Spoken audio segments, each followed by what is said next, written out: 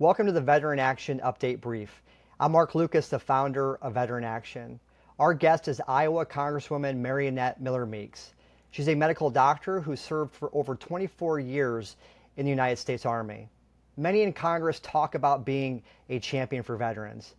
Mariannette is the real deal. She's an original co-sponsor of the Veterans Access Act. This is President Trump's top legislative priority for veterans. We at Veteran Action are working with the White House to pass this bill before Veterans Day. Mariannette, welcome. And can you tell us how your background as a clinician informs your view on veteran health care? Well, first, Mark, let me just say thank you for your service. And I do that not just easily passing by, but truly the sacrifices our men and women in arms, our brothers and sisters, truly make a tremendous sacrifice to serve our nation. So I was honored to serve our nation both enlisted, then as a nurse, and then as a physician, and both active duty and reserve. And so I think coming from that clinical background, both in student nursing, in nursing, and then as a physician, both active duty and reserve, it changes your perspective on what veterans need. And so working with older veterans and also being a community care provider, to me, knowing our history in the military where we went at the Cold War, our peace dividend was to take us from 500,000 active duty troops to having our entire military strength be made up of active duty, but also reserve and National Guard. Remember, prior to President Bush, the National Guard did not do any international missions. They were primarily within their state and state functions, and then sometimes things within within the U.S. when there were natural disasters. So what's most important to me is that when I look at the mix of our strength and what happens with deployment and where soldiers go to, soldiers, unlike in World War II and the Korean War, they do not go back to a military base. They don't go back to a military post. They go back to a community. It's a community. It's not a community of other military people that they serve with. And those individuals, as great as our communities are, may not know what the veteran is going through. It is hard on families. They don't have that family support that you get when you're surrounded by a military community in a base or a post. And so having access to care within their community to me is very important. To me, I want to have strong VA hospitals and VA clinics, but I also don't want more infrastructure built trying to put a VA facility in every little town when there are other community providers that are there. So I think to be able to have choice in care is critically important. And why does it exist? It exists because in 2015 we were seeing veterans die because they could not get access to care. They were on a waiting list for very serious things, not simple routine things, but for cancer diagnosis, for chronic diseases. But we saw veterans die while they were on a waiting list to get care. We saw Veterans Administration hospitals who were not, working to the same pace as other providers in order to get veterans in. So it's been a real joy to be able to do that. And I'm going to expand upon that. As chair of the Health Subcommittee,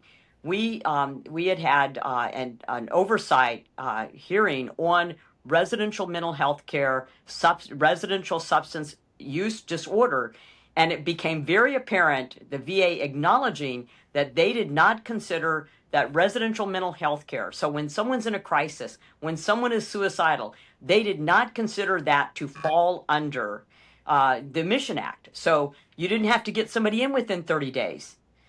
They could live 40 miles away or even longer and get into a VISN far away from their home and their family. But they did not consider those two types of care to fall under the Mission Act, which to me meant we have got to make sure that the VA knows that these are people who are in crisis and need to get in right away. And so we put forth a bill that they had to be seen within 10 days, not within 30 days, not greater than 40 miles, but within 10 days. So I think what's most important is that community care is VA care. It is all VA care. The goal should not be to take care of bureaucrats. The goal should be to take care of veterans.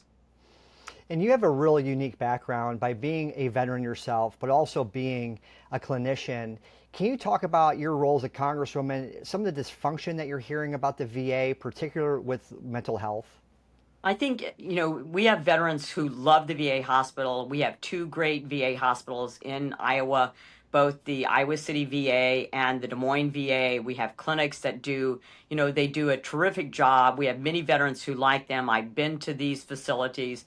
But I can tell you, especially when it comes to mental health care, veterans don't trust the VA. And that's unfortunate. I hear my colleagues on the other side of the aisle tell me how much veterans trust the VA. But number one, the disastrous incompetent from Afghanistan created tremendous mental health issues in our veteran population, especially those that served in the global war on terror, either in Iraq or Afghanistan. Also, our State Department and military leaders not getting out the interpreters and people who are embedded with our military. That has created mental health issues for these individuals as well. But they don't trust the VA to do mental health care. Either they're worried about what happens with their job, they get asked a lot of questions that they think are not pertinent to what they're going through. They're worried about their Second Amendment rights. So they have a lot of concerns when it comes to mental health care. In addition to which, it's the travel time. These individuals are younger individuals. They're in the workforce. And so being able to access care, and nothing we have done in the Mission Act or Community Care or the Veterans Access Act prevents a veteran from utilizing telehealth or telemedicine if they so choose. We just want the veteran to have the choice of what type of care, but to make sure that they can get care in a timely fashion. And what we heard in the Veterans Committee, both in the Health Subcommittee and in the larger full committee, was that the VA was undermining community care. They were trying to delay individuals and veterans getting access to community care. We just want veterans to know we want them to get high quality care, whether it's at a VA facility, if that's their choice, whether it's through telemedicine at a VA facility, if that's their choice, or community care, if that's their choice, and they can get in faster and travel less. And our goal is to pass the Veterans Access Act before Veterans Day. Mariannette, can you talk about maybe the longer term vision for veteran healthcare choice? To me, the longer term vision is for all of us to recognize that getting access to care in a timely fashion, high quality care, if there are standards that are lacking in community care, we can put those standards in. There is technology that can help us with scheduling and help coordination of electronic health records. But the goal is that it is seamless and that veterans have choice of where they receive care. That's good for them and good for their families, and that they also have the support of their families and their community. And for people watching at home, Veteran Action has built an action center. You can go to veteranaction.org. You can click on the Take Action button, and we've built a platform where grassroots activists all around the country can contact their lawmakers. You can call them, email them, and reach them in social media. You can conduct all three of those actions in less than 5 minutes. It's the same system that we used to help confirm some of President Trump's nominees, like Pete Hegseth.